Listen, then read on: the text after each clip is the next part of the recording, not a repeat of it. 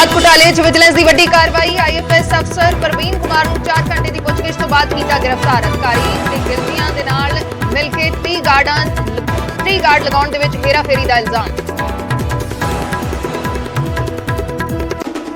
अज पंजाब विधान सभा का विशेष इजलास। पराली GST ते उद्योगां बारे होवेगी चर्चा। भरोसगी मते बारे सरकार चुप, सस्पेंस बरकरार। स्पेशल इजलास नूं लैके बीजेपी की खास तैयारी। सरकार के बराबर बीजेपी चलावेगी अपना वखरा इजलास। कैप्टन अमरिंदर समेत कई लीडर होंगे शामिल। प्रधानगी नूं लैके चल रही खिच्चोताण विचाले दादूवाल, झींडा ते नलवी होए एकजुट। फिलहाल पहलां दी तरह काम करती रहेगी हरियाणा SGPC। चंडीगढ़ की मीटिंग च लिया फैसला। SGPC की मीटिंग च सुप्रीम कोर्ट के फैसले खिलाफ मता पास। हरियाणा गुरुद्वारा कमेटी नूं कीता ना मंजूर। सुखबीर सिंह बादल का वड्डा बयान। कांग्रेस BJP ते आप ने मिलकर रची साजिश। अकाली दल नूं कमजोर करन दी साजिश। हरियाणा SGPC के रौले विचाले दादूवाल की SGPC नूं सलाह। कहा नहीं किसी नाल कोई गिला शिकवा। सुप्रीम कोर्ट के फैसले का होना चाहिए सत्कार। धामी नूं भी भड़काऊ बयानबाजी ना देण दी दित्ती नसीहत। पंजाब च होवेगी गिरदावरी। मींह नाल तबाह होईयां फसलां दी गिरदावरी। खेती मंत्री वल्लों गिरदावरी करवाउण दे हुकम। धालीवाल बोले 5 जिलियां ते मींह दा ज्यादा प्रभाव। राड़ी साड़न ते नहीं होएगा चलान। खेतीबाड़ी मंत्री बोले असीं किसानां नूं कर रहे हां अपील। इस बार ना साड़ी जावे पराली, पर फिलहाल चलान या परचा करन दा इरादा नहीं। 5G ਦੇ ਸਵਾਗਤ ਲਈ ਪੰਜਾਬ ਤਿਆਰ। ਮਾਨ ਸਰਕਾਰ ਨੇ ਟੈਲੀਕਾਮ ਗਾਈਡਲਾਈਨਸ ਨੂੰ ਦਿੱਤੀ ਮਨਜ਼ੂਰੀ। ਸਟਰੀਟ ਇਨਫਰਾਸਟ੍ਰਕਚਰ ਦੀ ਵਰਤੋਂ ਦੀ ਵੀ ਦਿੱਤੀ ਇਜਾਜ਼ਤ। ਹੁਸ਼ਿਆਰਪੁਰ ਚ ਕੈਬਨਿਟ ਮੰਤਰੀ ਬ੍ਰਹਮ ਸ਼ੰਕਰ ਜਿੰਪਾ ਨੂੰ ਚੱਲਣਾ ਪਿਆ ਵਿਰੋਧ। ਸੀਵਰੇਜ ਦੇ ਉਦਘਾਟਨ ਨੂੰ ਲੈ ਕੇ ਕਾਉਂਸਲਰ ਨੇ ਕੀਤਾ ਵਿਰੋਧ। ਕਾਉਂਸਲਰ ਨੂੰ ਮਨਾਉਂਦੇ ਨਜ਼ਰ ਆਏ ਮੰਤਰੀ। CU ਵਾਇਰਲ ਵੀਡੀਓ ਮਾਮਲੇ ਦੇ ਵਿੱਚ ਚਾਰੇ ਮੁਲਜ਼ਮ 5 ਦਿਨ ਦੇ ਪੁਲਿਸ ਰਿਮਾਂਡ ਤੇ। ਪੁਲਿਸ ਆਮੋ ਸਾਹਮਣੇ ਬਿਠਾ ਕੇ ਕਰੇਗੀ ਪੁੱਛਗਿੱਛ। दीपक मुंडी खोलेगा राणा कंदोवालिया कतल केस के राज। अमृतसर अदालत ने 5 दिनों के पुलिस रिमांड च भेजा। कपिल पंडित ते राजेंद्र जोकर तो भी पुलिस करेगी पुछगिछ।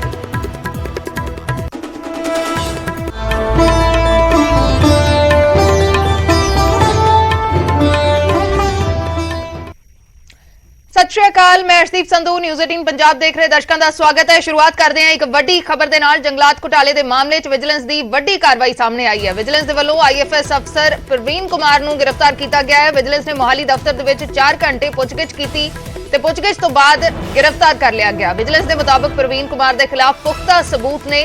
Principal chief conservator forest wild life के अहुदे ते तैनात सी परवीन कुमार। जून महीने दे विच ही अफसर नूं अहुदे तो हटाया गया सी। गिलजियां दे नाल रल के ट्री गार्ड लगाउण दे विच पैसे दे गबन दा इल्जाम है। इलैक्शन दे वेले भी पैसे दे ट्रांसफर नूं लैके सवाल कीते गए। परवीन कुमार नूं अज अदालत च पेश किया जाएगा। IFS अफसर परवीन कुमार नूं गिरफ्तार किया गया है। विजिलेंस दे वल्लों वड्डी कार्रवाई। जंगलात घोटाले दे मामले च लगातार जांच चल रही है ते हुण अफसर भी घेरे दे विच आउण लगे ने।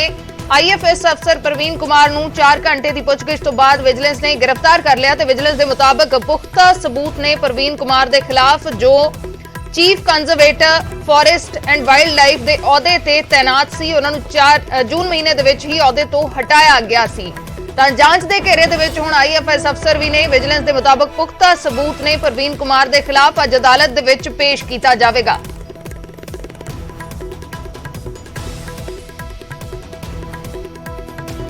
मनोज राठी साडे सहयोगी जुड़ गए ने फोन लाइन दे उत्ते। मनोज, की कुछ तुहाडे कोल पूरी जानकारी विजिलेंस की कार्रवाई के बारे?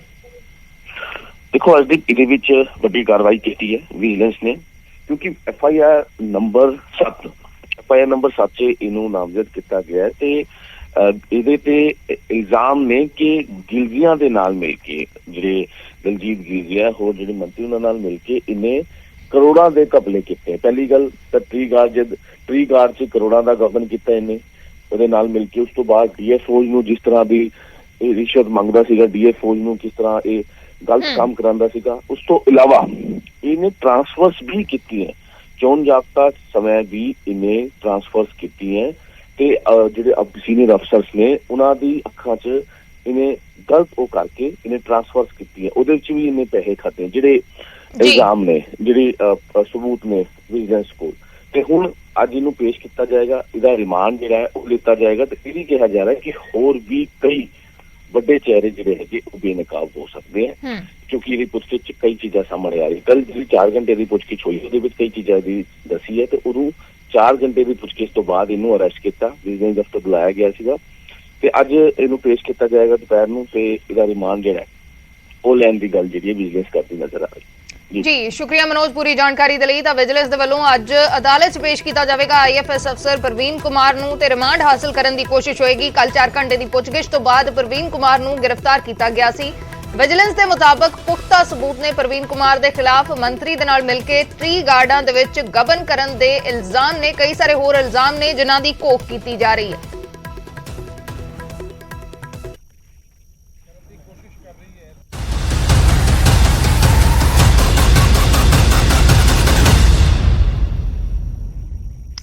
ਤਾਂ ਅੱਜ ਵਿਧਾਨ ਸਭਾ ਦਾ ਵਿਸ਼ੇਸ਼ ਇਜਲਾਸ ਸੱਦਿਆ ਗਿਆ ਹੈ। ਵਿਸ਼ੇਸ਼ ਇਜਲਾਸ ਹੰਗਾਮੇਦਾਰ ਰਹਿਣ ਦੇ ਅਸਾਰ ਨੇ। GST ਪਰਾਲੀ ਦੇ ਮੁੱਦੇ ਤੇ ਚਰਚਾ ਹੋਏਗੀ। ਹਾਲਾਂਕਿ ਭਰੋਸਗੀ ਮਤੇ ਨੂੰ ਲੈ ਕੇ ਜੋ ਪਹਿਲਾਂ 22 ਸਤੰਬਰ ਦਾ ਦਿਨ ਨਿਯਤ ਕੀਤਾ ਗਿਆ ਸੀ, ਜੋ ਮਨਜ਼ੂਰੀ ਵਿਦਡਰਾ ਕਰ ਲਈ ਸੀ ਗਵਰਨਰ ਨੇ ਜਿਸ ਸੈਸ਼ਨ ਦੇ ਲਈ, ਉਸ ਭਰੋਸਗੀ ਮਤੇ ਨੂੰ ਲੈ ਕੇ ਸਸਪੈਂਸ ਬਰਕਰਾਰ ਹੈ। ਸਰਕਾਰ ਨੇ ਇਸ ਤੇ ਕੋਈ ਸਥਿਤੀ ਸਪਸ਼ਟ ਨਹੀਂ ਕੀਤੀ। ਮੌਕੇ ਤੇ ਭਰੋਸਗੀ ਮਤਾ ਲਿਆਂਦਾ ਜਾ ਸਕਦਾ ਹੈ, ਇਸ ਤੇ ਫੈਸਲਾ ਹੋ ਸਕਦਾ ਹੈ। ਅੱਜ ਵਿਧਾਨ ਸਭਾ ਦਾ ਵਿਸ਼ੇਸ਼ ਇਜਲਾਸ ਹੈ, ਹੰਗਾਮੇਦਾਰ ਰਹਿ ਸਕਦਾ ਹੈ ਇਜਲਾਸ। ਕਈ ਸਾਰੇ ਮੁੱਦੇ ਰੱਖੇ ਜਾਣਗੇ, GST ਦਾ ਮੁੱਦਾ, ਪਰਾਲੀ ਦਾ ਮੁੱਦਾ, ਇਹਨਾਂ ਮੁੱਦਿਆਂ ਦੇ ਉੱਤੇ ਚਰਚਾ ਹੋਏਗੀ। ਲੇਕਿਨ ਸਭ ਤੋਂ ਅਹਿਮ ਜੋ 22 ਸਤੰਬਰ ਨੂੰ ਜੋ ਵਿਧਾਨ ਸਭਾ ਸੈਸ਼ਨ ਸਰਕਾਰ ਲਿਆਉਣਾ ਚਾਹੁੰਦੀ ਸੀ ਭਰੋਸਗੀ ਮਤੇ ਨੂੰ ਲੈ ਕੇ, ਉਸ ਤੇ ਸਸਪੈਂਸ ਬਰਕਰਾਰ ਹੈ। ਸਰਕਾਰ ਨੇ ਕੋਈ ਸਥਿਤੀ ਉਸ ਤੇ ਸਪਸ਼ਟ ਨਹੀਂ ਕੀਤੀ। ਸਰਕਾਰ ਦੇ ਵੱਲੋਂ ਆਪਰੇਸ਼ਨ ਲੋਟਸ ਨੂੰ ਲੈ ਕੇ ਭਰੋਸਗੀ ਮਤਾ ਲਿਆਉਣਾ ਸੀ, ਲੇਕਿਨ ਰਾਜਪਾਲ ਨੇ 22 ਸਤੰਬਰ ਦੇ ਸੈਸ਼ਨ ਨੂੰ ਮਨਜ਼ੂਰੀ ਨਹੀਂ ਦਿੱਤੀ ਸੀ, ਮਨਜ਼ੂਰੀ ਵਿਦਡਰਾ ਕਰ ਲਈ ਸੀ। ਕਾਨੂੰਨ ਦਾ ਹਵਾਲਾ ਦਿੱਤਾ ਗਿਆ ਸੀ ਕਿ ਅਜਿਹਾ ਕੋਈ ਪ੍ਰੋਵੀਜ਼ਨ ਨਹੀਂ ਹੈ ਜਿਸ ਦੇ ਤਹਿਤ ਭਰੋਸਗੀ ਮਤਾ ਲਿਆਂਦਾ ਜਾ ਸਕੇ। ਬੇਭਰੋਸਗੀ ਮਤਾ ਤਾਂ ਹੁੰਦਾ ਹੈ, ਲੇਕਿਨ ਭਰੋਸਗੀ ਮਤਾ ਅਜਿਹਾ ਲਿਆਂਦਾ ਜਾ ਸਕੇ, ਉਸ ਦੀਆਂ 3 ਸੂਰਤਾਂ ਹੁੰਦੀਆਂ ਨੇ। ਤਾਂ ਉਸ ਸੂਰਤ ਦੇ ਵਿੱਚ ਗਵਰਨਰ ਨੇ ਮਨਜ਼ੂਰੀ ਨਹੀਂ ਦਿੱਤੀ ਸੀ, ਲੇਕਿਨ ਹੁਣ 27 ਸਤੰਬਰ ਦਾ ਅੱਜ ਦਾ ਦਿਨ ਜੋ ਵਿਸ਼ੇਸ਼ ਇਜਲਾਸ ਸੱਦਿਆ ਗਿਆ ਹੈ, GST ਤੇ ਪਰਾਲੀ ਦੇ ਮੁੱਦੇ ਤੇ ਸੱਦਿਆ ਗਿਆ ਹੈ, ਗਵਰਨਰ ਦੀ ਮਨਜ਼ੂਰੀ ਮਿਲ ਚੁੱਕੀ ਹੈ ਤੇ ਅੱਜ ਇਹ ਵਿਸ਼ੇਸ਼ ਇਜਲਾਸ ਹੋਣ ਜਾ ਰਿਹਾ ਹੈ। ਲੇਕਿਨ ਕੀ ਇਸ ਦੇ ਵਿੱਚ ਭਰੋਸਗੀ ਮਤਾ ਲਿਆਂਦਾ ਜਾ ਸਕਦਾ ਹੈ, ਇਸ ਤੇ ਸਸਪੈਂਸ ਬਰਕਰਾਰ ਹੈ। ਸਰਕਾਰ ਚੁੱਪ ਹੈ। ਮੌਕੇ ਤੇ ਭਰੋਸਗੀ ਮਤਾ ਲਿਆਂਦਾ ਜਾ ਸਕਦਾ ਹੈ, ਇਸ ਤੇ ਵੀ ਕੋਈ ਫੈਸਲਾ ਹੋ ਸਕਦਾ ਹੈ। ਕੱਲ ਨੂੰ ਸਵੇਰੇ 11 ਵਜੇ ਪਹਿਲਾਂ ਓਬੀਚਰੀਜ਼ ਨੇ, ਸ਼ਰਧਾਂਜਲੀਆਂ ਨੇ, ਉਸ ਤੋਂ ਬਾਅਦ BAC ਦੀ ਮੀਟਿੰਗ ਹੋਏਗੀ, ਬਿਜ਼ਨਸ ਐਡਵਾਈਜ਼ਰੀ ਕਮੇਟੀ ਦੀ, ਜਿਸ ਦੇ ਵਿੱਚ ਸਾਰੀਆਂ ਪਾਰਟੀਆਂ ਦੇ ਨੁਮਾਇੰਦੇ ਹੁੰਦੇ ਨੇ ਤੇ ਸਾਰਿਆਂ ਦੀ ਸਲਾਹ ਮਸ਼ਵਰੇ ਦੇ ਨਾਲ ਪੰਜਾਬ ਦੇ ਰੈਲੇਵੈਂਟ, ਪੰਜਾਬ ਦੇ ਭਾਗ ਦੇ ਲੋਕਾਂ ਦੇ ਮਸਲਿਆਂ ਮੁੱਦਿਆਂ ਦੇ ਉੱਪਰ ਵਿਚਾਰ ਵਟਾਂਦਰਾ ਜਿਹੜਾ ਕੀਤਾ ਜਾਏਗਾ, ਤਾਂ ਕਿ ਜਿਸ ਤਰੀਕੇ ਦੇ ਨਾਲ 6 ਮਹੀਨਿਆਂ ਤੋਂ ਭਗਵੰਤ ਮਾਨ ਜੀ ਦੀ ਸਰਕਾਰ ਲੱਗੀ ਹੋਈ ਹੈ ਦਿਨ ਰਾਤ ਇੱਕ ਕਰਕੇ ਲੋਕਾਂ ਦੇ ਮੁੱਦੇ ਮਸਲੇ ਹੱਲ ਕਰਨ ਦੇ ਲਈ, ਉਸੇ ਦੀ ਕੜੀ ਦੇ ਵਿੱਚ ਕੱਲ ਦਾ ਸੈਸ਼ਨ ਹੈ ਜਿਹੜਾ ਉਹ ਹੋਣ ਜਾ ਰਿਹਾ ਹੈ। ਕੈਬਨਿਟ ਚਰਚਾ ਹੋਈ ਹੈ, ਕੌਨਫੀਡੈਂਸ ਮੋਸ਼ਨ ਨਹੀਂ, ਇਹਦੇ ਬਾਰੇ ਕੋਈ ਚਰਚਾ ਨਹੀਂ ਜੀ ਹੋਈ। ਸਾਡਾ ਮੁੱਦਾ, ਸਾਡਾ ਮਕਸਦ, ਸਾਡਾ ਇੱਕੋ ਇੱਕ ਜਿਹੜਾ ਏਮ ਹੈ ਉਹ ਪੰਜਾਬ ਦੇ ਜਿੰਨੇ ਪੈਂਡਿੰਗ ਇਸ਼ੂਜ਼ ਨੇ ਉਹਨਾਂ ਦੇ ਬਾਰੇ ਡਿਸਕਸ਼ਨ ਹੋਈ ਹੈ ਤੇ ਉਹ ਸਾਰੇ ਬਿੱਲ ਨੇ ਜਿਹੜੇ ਵਿਧਾਨ ਸਭਾ ਦੇ ਵਿੱਚ ਲੈ ਕੇ ਆਵਾਂਗੇ।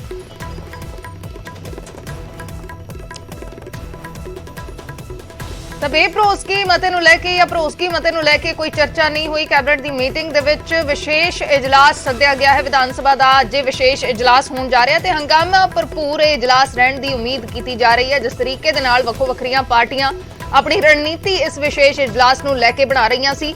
GST ਤੇ ਪਰਾਲੀ ਦੇ ਮੁੱਦੇ ਤੇ ਇਜਲਾਸ ਸੱਦਿਆ ਗਿਆ ਹੈ। GST ਤੇ ਪਰਾਲੀ ਦੇ ਮੁੱਦੇ ਤੇ ਚਰਚਾ ਹੋਏਗੀ। ਕਈ ਸਾਰੇ ਪੈਂਡਿੰਗ ਮਸਲਿਆਂ ਨੂੰ ਲੈ ਕੇ ਚਰਚਾ ਹੋਏਗੀ। उधर बीजेपी ने इस सब नु लेके खास तैयारी की है। स्पेशल इजलास नु लेके बीजेपी ने खास तैयारी की है। बीजेपी अपना इजलास लावेगी, सरकार दे इजलास दे बराबर अपना इजलास करेगी।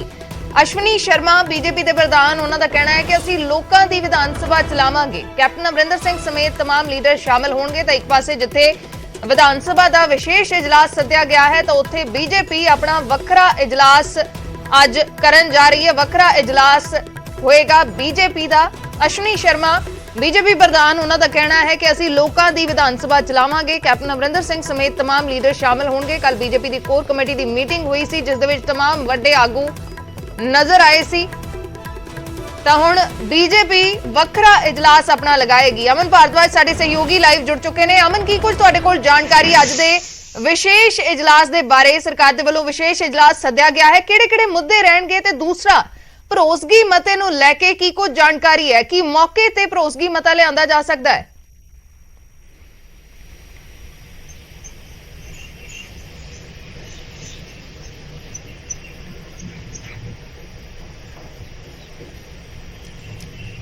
अमन ਤੁਹਾਨੂੰ ਆਵਾਜ਼ ਮਿਲ ਰਹੀ ਹੈ? ਬਿਲਕੁਲ ਅਰਸ਼ਦੀਪ, ਕਿਉਂਕਿ 22 ਤਰੀਕ ਦਾ ਇਸ ਤੋਂ ਪਹਿਲਾਂ ਸੈਸ਼ਨ ਜਿਹੜਾ ਹੈ ਉਹ ਬੁਲਾਇਆ ਗਿਆ ਸੀਗਾ, ਲੇਕਿਨ ਉਸ ਨੂੰ ਰਾਜਪਾਲ ਵੱਲੋਂ ਰੱਦ ਕੀਤਾ ਗਿਆ। ਉਸ ਤੋਂ ਬਾਅਦ तमाम ਮਸਲਿਆਂ ਤੇ ਸਰਕਾਰ ਨੇ ਇੱਕ ਰਿਕੁਐਸਟ ਲੈਟਰ ਜਿਹੜਾ ਹੈ ਉਹ ਭੇਜਿਆ ਕਿ ਜੀਐਸਟੀ ਤੇ ਪਰਾਲੀ ਦੇ ਅਤੇ ਬਿਜਲੀ ਦੇ ਉੱਤੇ ਚਰਚਾ ਜਿਹੜੀ ਹੈ ਉਹ ਕੀਤੀ ਜਾਣੀ ਹੈ। ਉਸ ਤੋਂ ਇਲਾਵਾ ਜੇ ਕੋਈ ਵਿਧਾਇਕ ਚਾਹੇ ਤਾਂ ਉਹ ਖੁਦ ਦਾ ਮੋਸ਼ਨ ਮੂਵ ਕਰ ਸਕਦਾ ਹੈ, ਪ੍ਰਾਈਵੇਟ ਬਿੱਲ ਜਿਹੜਾ ਹੈ ਉਹ ਪੇਸ਼ ਕਰ ਸਕਦਾ ਹੈ। ਔਰ ਇਸ ਦੇ ਅੰਦਰ ਦੇਖਣ ਨੂੰ ਮਿਲ ਸਕਦਾ ਹੈ ਕਿ ਕੌਨਫੀਡੈਂਸ ਉੱਤੇ ਸਰਕਾਰ ਦਾ ਜ਼ੋਰ ਹੈਗਾ ਕਿ ਕੌਨਫੀਡੈਂਸ ਮੋਸ਼ਨ ਜਿਹੜਾ ਹੈ ਉਹ ਲਿਆਂਦਾ ਜਾਵੇ, ਕਿਉਂਕਿ ਇਸ ਤੋਂ ਪਹਿਲਾਂ 22 ਤਰੀਕ ਦਾ ਏਜੰਡਾ ਵੀ ਇਹੀ ਸੀਗਾ ਜਦੋਂ ਰੈਸੈਸ਼ਨ ਜਿਹੜਾ ਹੈ ਉਹ ਰੱਦ ਕੀਤਾ ਗਿਆ। ਤਾਂ ਉਸ ਤੇ ਚਰਚਾ ਜਿਹੜੀ ਹੈ ਉਹ ਰਹਿ ਸਕਦੀ ਹੈ, ਲੇਕਿਨ ਬਿਜ਼ਨਸ ਐਡਵਾਈਜ਼ਰੀ ਦੀ ਕਮੇਟੀ ਅਜਦੀਪ ਹੋਵੇਗੀ, ਕਿਉਂਕਿ 11 ਵਜੇ ਸ਼ਰਧਾਂਜਲੀਆਂ ਨੇ ਔਰ ਸ਼ਰਧਾਂਜਲੀਆਂ ਤੋਂ ਬਾਅਦ ਬਿਜ਼ਨਸ ਐਡਵਾਈਜ਼ਰੀ ਦੀ ਕਮੇਟੀ ਹੈ। ਉਸ ਕਮੇਟੀ ਦੀ ਮੀਟਿੰਗ ਦੇ ਅੰਦਰ ਇਹ ਚਰਚਾ ਕੀਤੀ ਜਾਏਗੀ ਕਿ ਕਿਆ ਸੈਸ਼ਨ ਦੇ ਅੰਦਰ ਕਿਹੜੇ-ਕਿਹੜੇ ਮੁੱਦੇ ਰਹਿਣ ਔਰ ਕਿਆ ਸੈਸ਼ਨ ਨੂੰ ਹੋਰ ਵਧਾਇਆ ਜਾਵੇ, ਕਿਉਂਕਿ 1 ਤੋਂ 2 ਦਿਨ ਸੈਸ਼ਨ ਵਧਾਉਣ ਦੀ ਚਰਚਾ ਵੀ ਜਿਹੜੀ ਹੈ ਉਹ ਹੈਗੀ ਹੈ। ਔਰ ਇਸ ਦੀ ਕਮੇਟੀ ਦੇ ਅੰਦਰ ਇਸ ਉੱਤੇ ਡਿਸਕਸ਼ਨ ਜਿਹੜੀ ਹੈ ਉਹ ਐਡਵਾਈਜ਼ਰੀ ਕਮੇਟੀ ਕਰੇਗੀ। ਔਰ ਦੂਜੇ ਪਾਸੇ 11:30 ਤੋਂ ਲੈ ਕੇ 3:30 ਵਜੇ ਤੱਕ ਬੀਜੇਪੀ ਵੱਲੋਂ ਪੰਜਾਬ ਦੇ ਮਸਲਿਆਂ ਤੇ ਇੱਕ ਆਪਣੀ ਵਿਧਾਨ ਸਭਾ ਸੈਕਟਰ 37 ਦੇ ਅੰਦਰ ਲਗਾਈ ਜਾਵੇਗੀ, ਜਿੱਥੇ ਲੋਕਾਂ ਦੇ ਮਸਲਿਆਂ ਤੇ ਜੋ ਬੀਜੇਪੀ ਦਾ ਦਾਅਵਾ ਹੈ ਕਿ ਚਰਚਾ ਜਿਹੜੀ ਹੈ ਉਹ ਕੀਤੀ ਜਾਵੇਗੀ ਔਰ ਸਰਕਾਰ ਨੂੰ ਘੇਰਿਆ ਜਾਏਗਾ। ਇੱਕ ਵਿਰੋਧ ਪ੍ਰਦਰਸ਼ਨ ਵੀ ਆਪਣੇ ਢੰਗ ਦਾ ਕੀਤਾ ਜਾਵੇਗਾ। ਔਰ ਅੱਜ ਖਾਸ ਕਰਕੇ ਕਿਉਂਕਿ ਇਹ ਲੰਬੀ ਕਸ਼ਮਕਸ਼ ਜ਼ਰੂਰ ਰਹੀ ਹੈ ਕਿ ਪਹਿਲਾਂ ਪਰਮਿਸ਼ਨ ਸੈਸ਼ਨ ਦੀ ਮਿਲੀ ਔਰ ਉਸ ਤੋਂ ਬਾਅਦ ਫਿਰ ਉਸ ਨੂੰ ਵਾਪਸ ਲੈ ਲਿੱਤਾ ਗਿਆ, ਫਿਰ ਉਸ ਤੋਂ ਬਾਅਦ ਫਿਰ ਪਰਮਿਸ਼ਨ ਕੁਝ ਮੁੱਦਿਆਂ ਦੇ ਉੱਤੇ ਹੀ ਮਿਲੀ ਹੈ। ਤਾਂ ਕਿਆ ਉਹਨਾਂ ਮੁੱਦਿਆਂ ਤੇ ਚਰਚਾ ਹੁੰਦੀ ਹੈ ਜਾਂ ਨਹੀਂ, ਔਰ ਉਸ ਤੇ ਰਾਜਪਾਲ ਦਾ ਕਿਸ ਤਰੀਕੇ ਦਾ ਰੋਲ ਰਹਿੰਦਾ ਹੈ, ਕਿਆ ਕੋਈ ਹਸਤਾਖੇਪ ਰਹੂਗਾ, ਕਿਆ ਕੋਈ ਉਹਨਾਂ ਦੇ ਵੱਲੋਂ ਇੰਟਰਪਟ ਕੀਤਾ ਜਾਊਗਾ ਜਾਂ ਨਹੀਂ, ਇਹ ਵੀ ਲਾਜ਼ਮੀ ਤੌਰ ਤੇ ਵੇਖਣ ਵਾਲੀ ਗੱਲ ਰਹੇਗੀ। ਬਿਲਕੁਲ, ਤਾਂ ਕਾਫੀ ਹੰਗਾਮਾ ਭਰਪੂਰ ਅੱਜ ਦੀ ਵਿਧਾਨ ਸਭਾ ਰਹਿ ਸਕਦੀ ਹੈ। ਸ਼ੁਕਰੀਆ ਅਮਨ ਪੂਰੀ ਜਾਣਕਾਰੀ। ਬੀਜੇਪੀ ਆਪਣੀ ਵੱਖਰੀ ਵਿਧਾਨ ਸਭਾ ਲਗਾਏਗੀ। ਬੀਜੇਪੀ ਦਾ ਕਹਿਣਾ ਹੈ ਲੋਕਾਂ ਦੇ ਮੁੱਦਿਆਂ ਤੇ ਡਿਸਕਸ਼ਨ ਕਰਨਗੇ ਭਰੋਸਗੀ ਮਤੇ ਨੂੰ ਲੈ ਕੇ, ਲੇਕਿਨ ਅਜੇ ਤੱਕ ਸਸਪੈਂਸ ਬਰਕਰਾਰ ਹੈ। ਸਰਕਾਰ ਦੇ ਵੱਲੋਂ ਵਿਸ਼ੇਸ਼ ਇਜਲਾਸ ਜ਼ਰੂਰ ਅੱਜ ਹੋ ਰਿਹਾ ਹੈ ਪਰਾਲੀ ਦੇ ਮੁੱਦੇ ਤੇ, ਜੀਐਸਟੀ ਦੇ ਮੁੱਦੇ ਤੇ, ਜਿਸ ਨੂੰ ਗਵਰਨਰ ਨੇ ਮਨਜ਼ੂਰੀ ਵੀ ਦੇ ਦਿੱਤੀ, ਲੇਕਿਨ ਕੀ ਮੌਕੇ ਤੇ ਸਰਕਾਰ ਭਰੋਸਗੀ ਮਤਾ ਲਿਆ ਸਕਦੀ ਹੈ, ਇਸ ਨੂੰ ਲੈ ਕੇ ਅਜੇ ਵੀ ਸਸਪੈਂਸ ਬਣਿਆ ਹੋਇਆ ਹੈ।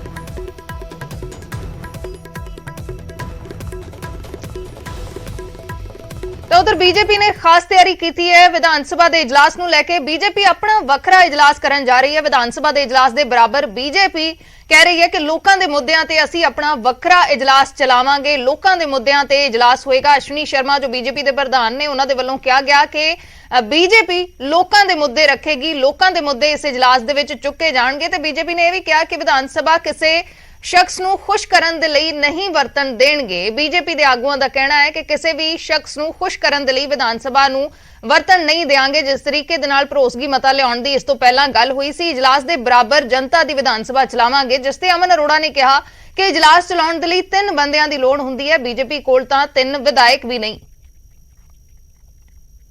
ਸਾਡੇ ਅਸੀਂ 2 ਵਿਧਾਇਕਾਂ ਦੋਨੋਂ ਵਿਧਾਨ ਸਭਾ ਦੇ ਅੰਦਰ ਵੀ ਜਾਵਾਂਗੇ ਔਰ ਪੂਰੀ ਤਰ੍ਹਾਂ ਨਾਲ ਇਹਨਾਂ ਨੂੰ ਕਿਸੇ ਵੀ ਕੀਮਤ ਤੇ ਉਸ ਪਵਿੱਤਰ ਸਦਨ ਜਿਹੜਾ ਕਿ ਲੋਕਾਂ ਦੀ ਸਮੱਸਿਆ ਔਰ ਪੰਜਾਬ ਦੀ ਸਮੱਸਿਆ ਲਈ ਬਣਿਆ, ਉਹਦਾ ਦੁਰਉਪਯੋਗ ਕੇਜਰੀਵਾਲ ਨੂੰ ਕੁਝ ਕਰਨ ਲਈ ਨਹੀਂ ਕਰਨ ਦੇਵਾਂਗੇ। ਇਹਦੇ ਨਾਲ ਹੀ ਪੈਰਲਲ ਲੋਕਾਂ ਦੀ ਵਿਧਾਨ ਸਭਾ ਭਾਰਤੀ ਜਨਤਾ ਪਾਰਟੀ ਦੀ ਲੱਗੇਗੀ ਔਰ ਸਭ ਨੇਤਾ ਜੋ ਇੱਥੇ ਬੈਠੇ ਨੇ, ਕੈਪਟਨ ਸਾਹਿਬ ਵੀ ਉਹਦਾ ਹਿੱਸਾ ਬਣਨ ਵਾਲੇ ਨੇ, ਜਾਖੜ ਸਾਹਿਬ ਵੀ ਉਹਦੇ ਤੇ ਪੈਰਲਲ ਜਿਹੜਾ ਜਨਤਾ ਦੀ ਵਿਧਾਨ ਸਭਾ ਸੂਚਨਾ ਦੇ ਦਿੱਤੀ ਜਾਏਗੀ ਜਗ੍ਹਾ ਦੀ ਪੈਰਲਲ ਉਹ ਚਲੇਗੀ। ਅਸ਼ਵਨੀ ਸ਼ਰਮਾ ਜਾ ਕੇ ਜਵਾਬ ਪੁੱਛ ਲਿਓ ਕਿ ਮੌਕ ਸੈਸ਼ਨ ਚਲਾਉਣ ਦੇ ਲਈ ਵੀ 3 ਬੰਦਿਆਂ ਦੀ ਲੋੜ ਹੁੰਦੀ ਹੈ। ਇੱਕ ਸਪੀਕਰ, ਇੱਕ ਸੱਤਾ ਧਿਰ ਤੇ ਇੱਕ ਵਿਰੋਧੀ ਧਿਰ ਬੰਦੇ, ਤਾਂ ਉਹਨਾਂ ਕੋਲ 2 ਨੇ ਕੀ ਚਲਾਉਣਗੇ? ਉਹ ਮੌਕ ਸੈਸ਼ਨ ਚਲਾਉਣ ਜੋਗੇ ਵੀ ਨਹੀਂ ਹੈਗੇ।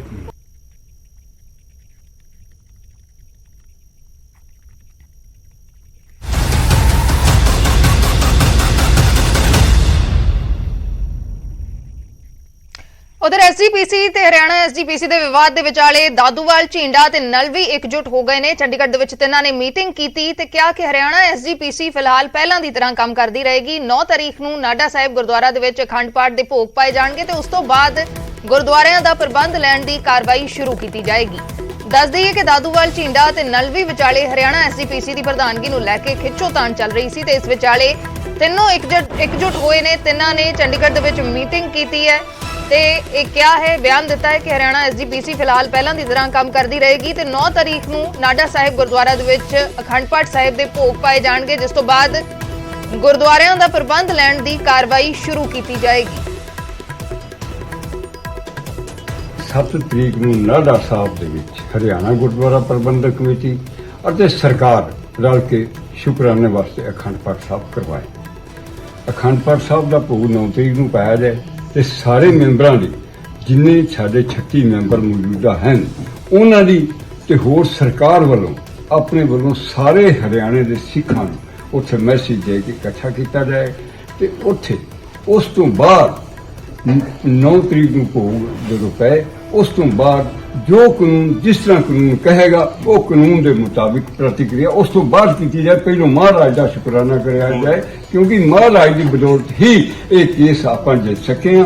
हम जो एक्ट के मुताबिक जो हमारी 36 मेंबरी अब कमेटी है वो इकट्ठी होगी और इकट्ठी होकर सर्वसम्मति से फैसला करेगी 11 मेंबरी कमेटी का, और वो जो है वो अपनी सेवा संभालेगी। ਤਾਂ ਖਿੱਚੋਤਾਣ ਚੱਲ ਰਹੀ ਹੈ ਪ੍ਰਧਾਨਗੀ ਦੇ ਲਈ, ਲੇਕਿਨ ਇਸ ਵਿਚਾਲੇ ਇਕਜੁੱਟਤਾ ਦਿਖਾਈ ਗਈ ਹੈ। ਹਰਿਆਣਾ ਐਸਜੀਪੀਸੀ ਦੇ ਵੱਲੋਂ ਦਾਦੂਵਾਲ, ਝੀਂਡਾ ਦੇ ਨਾਲ ਵੀ ਇਕਜੁੱਟ ਹੋਏ ਨੇ। ਜ਼ਿਕਰਯੋਗ ਹੈ ਕਿ ਚੰਡੀਗੜ੍ਹ 'ਚ ਮੀਟਿੰਗ ਹੋਈ ਤੇ ਇਸ ਮੀਟਿੰਗ ਦੇ ਵਿੱਚ ਕਰਨਾਲ ਤੋਂ ਬੀਜੇਪੀ ਸਾਂਸਦ ਸੰਜੇ ਭਾਟੀਆ ਵੀ ਸ਼ਾਮਲ ਰਹੇ ਨੇ।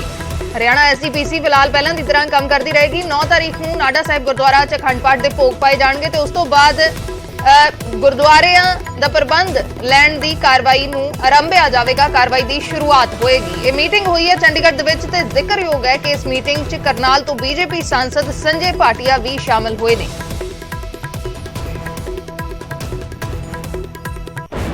ਉਧਰ ਐਸਜੀਪੀਸੀ ਤੇ ਹਰਿਆਣਾ ਐਸਜੀਪੀਸੀ ਕਮੇਟੀ ਦਾ ਵਿਵਾਦ ਵੱਧਦਾ ਨਜ਼ਰ ਆ ਰਿਹਾ ਹੈ। ਐਸਜੀਪੀਸੀ ਤੇ ਅਕਾਲੀ ਦਲ ਨੇ ਹੰਗਾਮੀ ਮੀਟਿੰਗ ਕੀਤੀ ਤੇ ਸੁਪਰੀਮ ਕੋਰਟ ਦੇ ਫੈਸਲੇ ਦੇ ਖਿਲਾਫ ਮਤਾ ਪਾਸ ਕਰ ਦਿੱਤਾ। ਵੱਡੀ ਸਾਜ਼ਿਸ਼ ਵੱਲ ਇਸ਼ਾਰਾ ਕੀਤਾ। ਉਧਰ ਹਰਿਆਣਾ ਐਸਜੀਪੀਸੀ ਪ੍ਰਧਾਨ ਦਾਦੂਵਾਲ ਨੇ ਸ਼੍ਰੋਮਣੀ ਕਮੇਟੀ ਨੂੰ ਸਲਾਹ ਦਿੱਤੀ ਹੈ।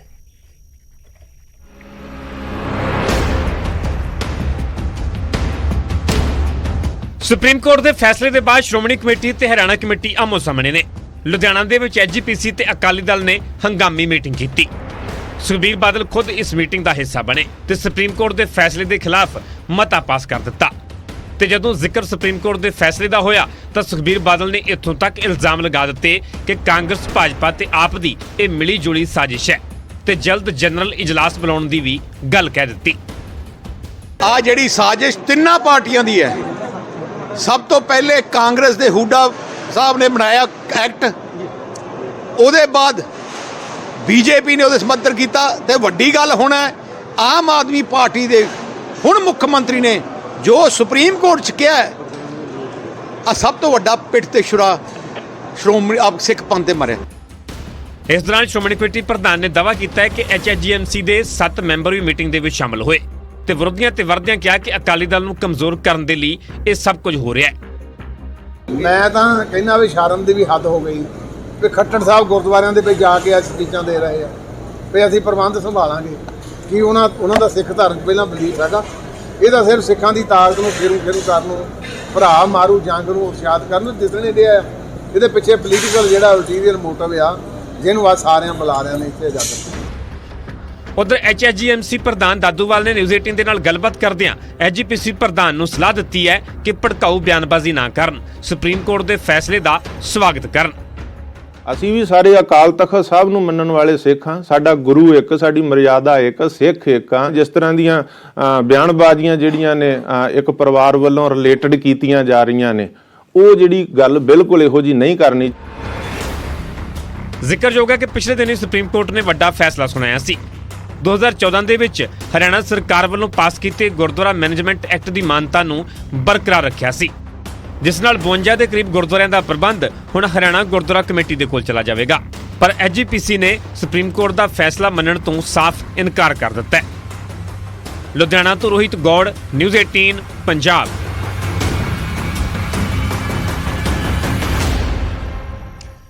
ਉਧਰ ਬਠਿੰਡਾ ਦੇ ਵਿੱਚ ਹੁਣ ਬਲਕ ਡਰੱਗ ਪਾਰਕ ਨਹੀਂ ਬਣੇਗਾ। ਥਰਮਲ ਪਲਾਂਟ ਦੀ ਜਗ੍ਹਾ ਬਲਕ ਡਰੱਗ ਪਾਰਕ ਨਹੀਂ ਬਣੇਗਾ। ਮਾਨ ਸਰਕਾਰ ਨੇ ਕੈਪਟਨ ਸਰਕਾਰ ਦਾ ਫੈਸਲਾ ਪਲਟ ਦਿੱਤਾ ਹੈ। ਮਾਨ ਸਰਕਾਰ ਨੇ ਕੇਂਦਰ ਤੋਂ ਤਜਵੀਜ਼ ਵਾਪਸ ਲੈਣ ਦਾ ਫੈਸਲਾ ਕੀਤਾ ਹੈ। 2020 ਦੇ ਵਿੱਚ ਕੈਪਟਨ ਦੀ ਕਾਂਗਰਸ ਸਰਕਾਰ ਵੇਲੇ ਤਜਵੀਜ਼ ਭੇਜੀ ਗਈ ਸੀ। ਕੈਬਨਿਟ ਮੀਟਿੰਗ ਦੇ ਵਿੱਚ ਹੁਣ ਇਸ ਜ਼ਮੀਨ ਤੇ ਰਿਹਾਇਸ਼ੀ ਮਕਾਨਾਂ ਦੀ ਉਸਾਰੀ ਦੀ ਇਜਾਜ਼ਤ ਦਿੱਤੀ ਗਈ ਹੈ। ਕੈਬਨਿਟ ਨੇ ਬਠਿੰਡਾ ਵਿੱਚ ਥਰਮਲ ਪਲਾਂਟ ਦੀ ਜਗ੍ਹਾ ਬਲਕ ਡਰੱਗ ਪਾਰਕ ਸਥਾਪਿਤ ਕਰਨ ਦੀ ਤਜਵੀਜ਼ ਨੂੰ ਵਾਪਸ ਲੈਣ ਦੀ ਸਹਿਮਤੀ ਦੇ ਦਿੱਤੀ ਤਾਂ ਕਿ ਇਸ ਜ਼ਮੀਨ ਦੀ ਵਰਤੋਂ ਮਕਾਨ ਉਸਾਰੀ, ਆਧੁਨਿਕ ਰਿਹਾਇਸ਼ੀ ਕੰਪਲੈਕਸ, ਹੋਟਲ, ਕਮਰਸ਼ੀਅਲ ਪ੍ਰੋਜੈਕਟ ਤੇ ਪਲਾਸਟਿਕ ਪਾਰਕ, ਸੋਲਰ ਊਰਜਾ ਤੇ ਹੋਰ ਨਾਗਰਿਕ ਸੇਵਾਵਾਂ ਵਾਲੇ ਪ੍ਰੋਜੈਕਟਾਂ ਦੇ ਲਈ ਇਸ ਜ਼ਮੀਨ ਦੀ ਵਰਤੋਂ ਕੀਤੀ ਜਾ ਸਕੇ। ਤਾਂ ਬਠਿੰਡਾ ਦੇ ਵਿੱਚ ਬਲਕ ਡਰੱਗ ਪਾਰਕ ਨਹੀਂ ਬਣੇਗਾ। ਥਰਮਲ ਪਲਾਂਟ ਦੀ ਜਗ੍ਹਾ ਜੋ ਬਲਕ ਡਰੱਗ ਪਾਰਕ ਦੀ ਤਜਵੀਜ਼ ਸੀ ਉਸ ਦੀ ਜਗ੍ਹਾ ਹੁਣ ਇੱਥੇ ਇਸ ਜ਼ਮੀਨ ਦੇ ਉੱਤੇ ਰਿਹਾਇਸ਼ੀ ਮਕਾਨਾਂ ਦੀ ਉਸਾਰੀ ਦੀ ਇਜਾਜ਼ਤ ਦਿੱਤੀ ਗਈ ਹੈ।